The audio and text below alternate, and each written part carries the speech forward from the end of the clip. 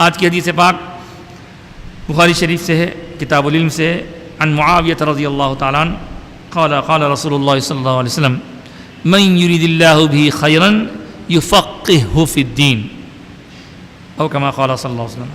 اللہ کے رسول صلی اللہ علیہ وسلم ارشاد فرماتے ہیں کہ جس کسی کے ساتھ اللہ بھلائی کا ارادہ کرنا چاہتا ہے اسے دین کی سمجھ عطا فرماتا ہے۔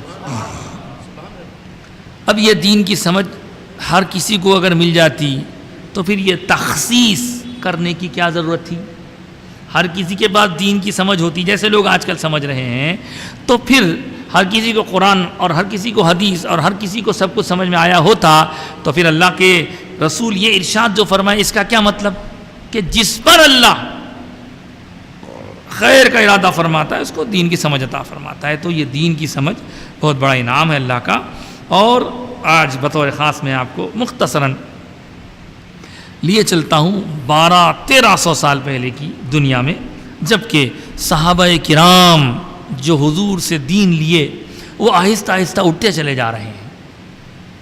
لوگ جو صحابہ کو دیکھنے والے تھے وہ تابعین کہلاتے تھے۔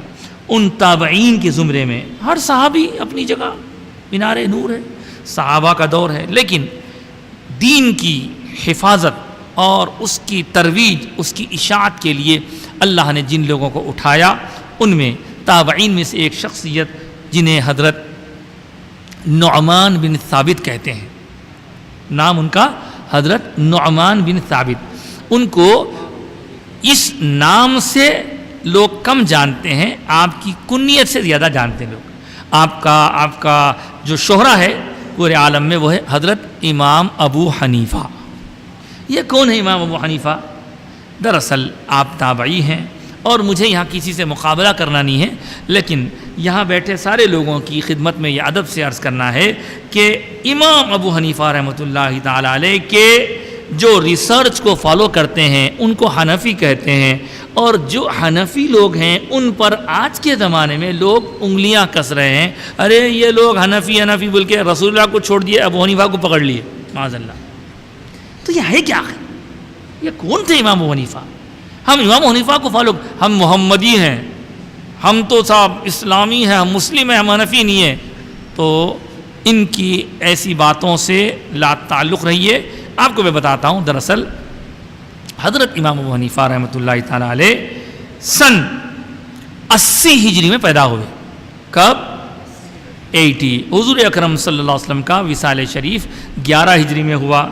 صحابہ کا دور جاری تھا اور اس دور میں صحابہ اگرچہ کہ کچھ رخصت ہو رہے تھے، لیکن حضور کے وصال کے تقریباً 70 سال بعد حضرت امام ابو حنیفہ کی ولادت ہوئی، اور انہوں نے عراق کی سرزمین پر بڑے بڑے علماء سے، بڑے بڑے فقہاء سے اور صحابہ کرام سے ملاقات کی۔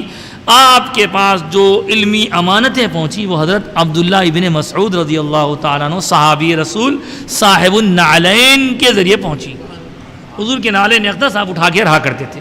تو امام ابو حنیفہ رحمۃ اللہ تعالیٰ علیہ کے بارے میں آج کل کہنا تو نہیں چاہیے، چھوٹا منہ اور بڑی بات کرنے والے بہت پیدا ہوئے۔ کیا پدی کا شیروا، کہاں نظام علی، کہاں پیاز کی ڈلی۔ منہ میں زبان ہے تو کم سے کم ادب کرو، لیکن بڑے بڑے لوگوں کی شان میں گستاخیاں کر رہے ہیں۔ یہ امام ابو حنیفہ 80 میں پیدا ہوئے، 150 ہجری میں آپ کا وصال ہوا، اور آپ نے اپنی زندگی میں اتنا زبردست دین کے حفاظت کا کام کیا کہ قرآن کی آیتوں اور احادیث کو باقاعدہ نظر میں رکھ کر بے شمار علماء کی ایک کاؤنسل بنائی اور اس کے تحت دین کے احکام کو کمپائلڈ کیا۔ کوئی امام ابو حنیفہ کی سنت بول کے نہیں پڑھتا ہے۔ امام ابو حنیفہ رحمۃ اللہ تعالیٰ علیہ کے پاس جن احادیث کے پہنچنے پر انہوں نے ڈسکس کر کے باقاعدہ کہا کہ یہ عمل ایسا کرو گے تو سنت کے عین مطابق ہے۔ تو امام ابو حنیفہ کی سنت نہیں ہے، وہ سنت تو حضور کی ہے، لیکن وہ امام ابو حنیفہ کی ریسرچ ہے، ریسرچ ان کی ہے، اور ریسرچ دوسروں کی ہوتی ہے، لوگ فائدہ اٹھاتے ہیں۔ اسی طرح امام شافعی وہ بعد میں آئے، 150 ہجری میں آپ پیدا ہوئے، امام مالک 93 میں پیدا ہوئے، امام احمد حنبل اور بات کے ہیں، اس طرح یہ 4 ائمہ مشہور ہیں. ان چاروں ائمہ کی خدمات اتنی عظیم ہیں، اتنی عظیم ہیں، اتنی عظیم ہیں کہ میں آپ کو کیا بتاؤں. امام ابو حنیفہ کتنے بڑے ہیں، ان کا مقام کتنا اونچا ہے، اس کو سمجھنے کے لیے اتنا ہی کافی ہے کہ آپ کے وصال 150 سے لے کے آج تک لاکھوں نہیں، کروڑوں نہیں، اربوں نہیں، کھربوں مسلمانوں نے آپ کی ریسرچ کو فالو کیا.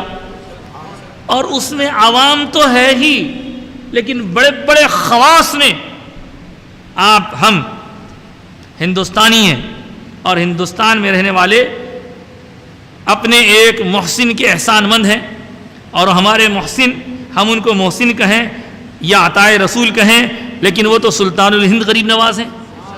وہ سلطان الہند غریب نواز بھی مسلک کے اعتبار سے امام ابو حنیفہ کو اپنا امام مانا کرتے تھے. تو آپ حنفی ہیں، اگر کہتے ہیں کوئی گالی دیتا ہے تو بولو ٹھیک ہے تم کچھ بھی کر لو، ہم اللہ کے فضل سے، حضور کے صدقے میں اور غریب نواز کی نسبت سے حنفی ہونے پر فخر کرتے ہیں. بولیے بڑے بڑے علماء، کوئی معمولی شخصیت کا نام نہیں امام ابو حنیفہ رحمۃ اللہ. آپ کی شخصیت، آپ کی خدمات، اس کے لیے تو لوگوں نے بڑی بڑی کتابیں لکھی ہیں. تو امام ابو حنیفہ رحمۃ اللہ تعالیٰ علیہ سے اگر کسی کو واقفیت نہیں ہے تو واقف ہونا چاہیے. اور یہ بار بار امام بخاری حضرت امام بخاری رحمۃ اللہ تعالیٰ علیہ یقیناً وہ بھی ایک عظیم شخصیت ہیں، حدیث کے بارے میں انہوں نے بڑا کام کیا ہے. لیکن آپ کو بتاؤں کوئی کمپیریزن نہیں ہے، لیکن امام بخاری اور امام ابو حنیفہ کے درمیان بڑا فاصلہ ہے. امام ابو حنیفہ تابعی ہیں، امام ابو حنیفہ تابعی ہیں.